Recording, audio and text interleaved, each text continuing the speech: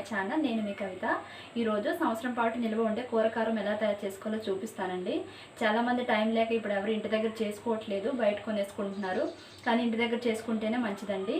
ఈ కారం తయారు చేసుకుని పెట్టుకున్నట్లయితే మన రోజు వండే కూరల్లో సపరేట్గా మసాలా పౌడర్స్ ఏం వేయని అవసరం లేదు. ఓకే ఫ్రెండ్స్, మరి వీడియోలోకి వెళ్ళే ముందు నా వీడియో మొదటిసారి చూసినట్లయితే నా ఛానల్ సబ్స్క్రైబ్ చేసుకోండి, లైక్ చేయండి, షేర్ చేయండి, మీ అభిప్రాయాన్ని కామెంట్ ద్వారా నాకు తెలపండి. ఫ్రెండ్స్, మరి వీడియోలోకి వెళ్ళిపోదాం. ఇవి కేజీ మిరపకాయలు. ఈ మిరపకాయల్ని 2 రోజులు బాగా ఎండబెట్టుకోవాలి. 50 గ్రాములు ధనియాలు, 50 గ్రాములు జీలకర్ర, 4 స్పూన్ల మెంతులు, ఓ పిడికెడు ఉప్పు తీసుకోవాలి.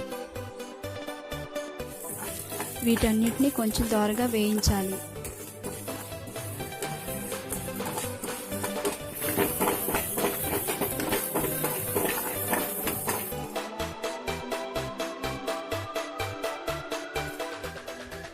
చివరిగా ఓ 4 యాలకులు, 4 లవంగాలు చెక్క వేయించాలి. ఇవి వేయడం వల్ల కారం మంచి స్మెల్ వస్తుంది. వీటన్నింటిని కలిపి మిల్లాడించుకోవాలి. మిల్లాడించాక కారాన్ని చల్లార్చుకోవాలి. వెల్లుల్లిపాయల్ని ఈ విధంగా చెదగొట్టుకోవాలి. కారం చల్లార్చాక ఈ వెల్లుల్లిపాయల్ని కారంలో వేసి కలుపుకోవాలి.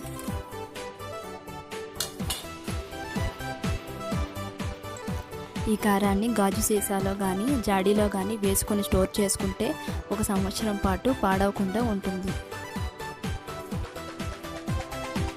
చూసారు కదా ఫ్రెండ్స్, కారం ఎలా తయారు చేసుకోవచ్చో మీరు కూడా తయారు చేసుకోండి, ఆరోగ్యంగా ఉండండి.